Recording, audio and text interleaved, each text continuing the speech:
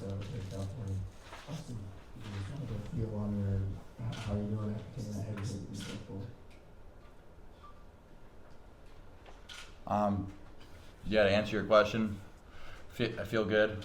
Feel popping up, and health is the biggest thing. And get checked out by the doctors. Body's feeling good. Head's feeling good. So yeah, I'm healthy. I'm good.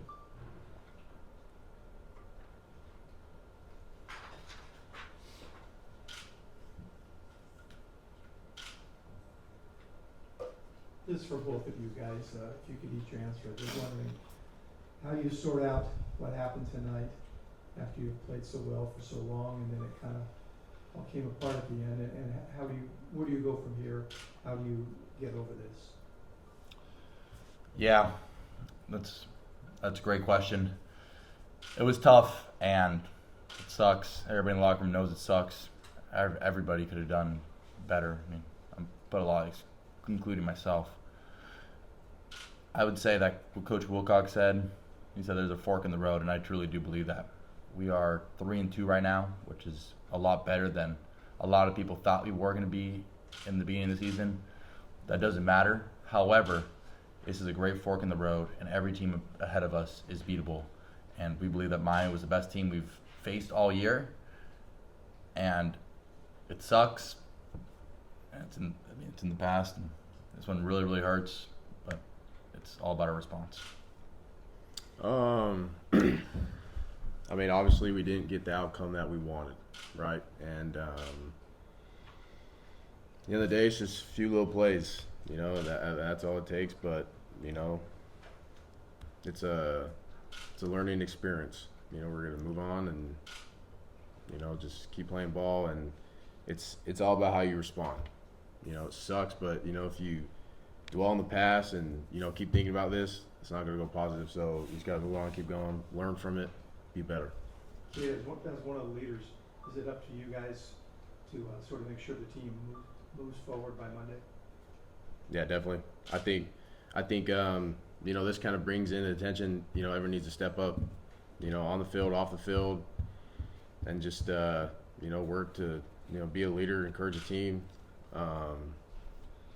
But yeah.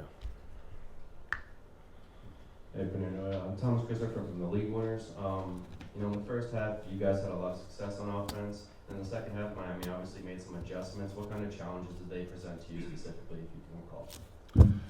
Miami's a great defense.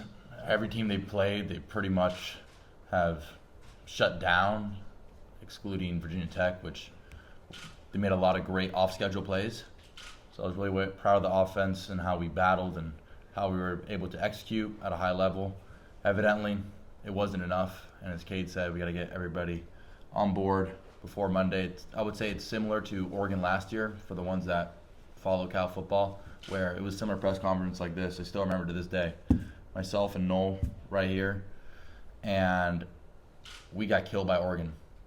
And at that moment, it was a fork in the road. We were 3-6, and we had to win 3 games out to be bowl eligible. And I would say that this is the moment. This is the moment. Pitt's a great team. I believe they're undefeated. We play them next week. However, every team on our schedule is beatable, and I would say that we have a really good chance on if we do our job and going out and have a very successful season. So, Miami overall a great defense. They're number 1. They're number 8 in the country for a reason. So, credit to them. Credit to all their defensive staff. And yeah.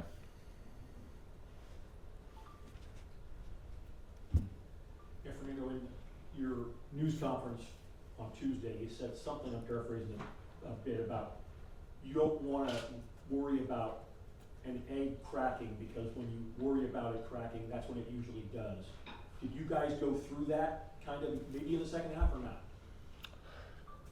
Yeah, that's difficult. I didn't feel like the offense at any time cracked the egg. I felt that felt like as a team we were playing confident and we were playing well, and college football is college football for a reason. It turns around quickly, and I would say everybody, I mean probably a lot from myself, probably kind of cracked the egg at the end there. But yeah, I think that I was proud of the way that we played up to that point. number 8 team in the country, Cam Ward. Talked to him after. That guy's a baller. I mean, he's a first-round pick. And they have a lot of guys on that team that can do a lot of things, and their defense locked us up in the last couple drives. So just sometimes the ball doesn't bounce your way, which sucks. But I still felt that even in the last drive when we were trying to attempt the field goal, I felt that everybody still had supreme confidence that we were going to go and kick that field goal. Michael Yarrow, 305 Sports. Fernando, what would your childhood self say about the opportunity to play against your hometown team? First of all, what's up, Michael? Good to see you. Thank you. Appreciate you coming out all the way out west.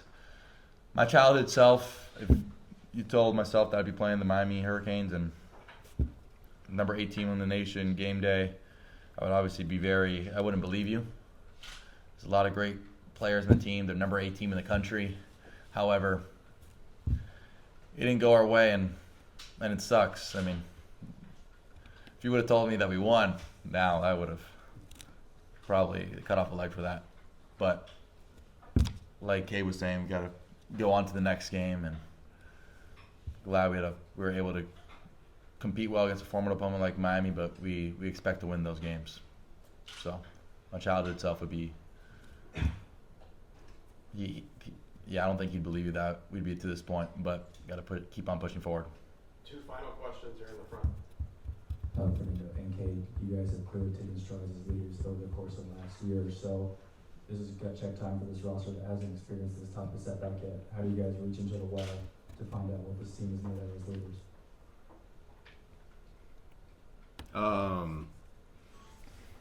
I feel like we just gotta push each other to get better every single day. And I think it's just simple. We gotta strive to be better. Just throughout the whole team, just to be better. And so even me included. There's things that I wish in the game I could take back. But the past isn't the past; it's history, right? So you gotta move on. But from now on, the standard's gonna be raised. We're gonna come back. We're gonna work our ass off and just keep going. Yeah. Doug Parrish with football organically. Cade, Cal's defense kept consistent pressure on the quarterback, which was disrupting timing and prevented him from obtaining any rhythm early on, throwing the ball away, etc. Talk to us a little bit about, how that changed and what you guys need to do to maintain that consistency. Yeah, I think I think that was our game plan going in is affect the quarterback, and force him to get out of the pocket and make mistakes. He had that one mistake. He threw it to Noel pick 6, and when you do pressure the quarterback, you got to be good in the back end on coverage, right? Cam Ward's a good player. He could get out, run, scramble. So I feel like in the first half we did that well. Second half I feel like we could have got better for sure. And just things that happened that we could wish we got back. I think all of us do. But we gotta live, keep living, move on, and just keep working day by day, fix the mistakes, and come out ready to work. All right, that's going to be it for tonight. Thanks, guys.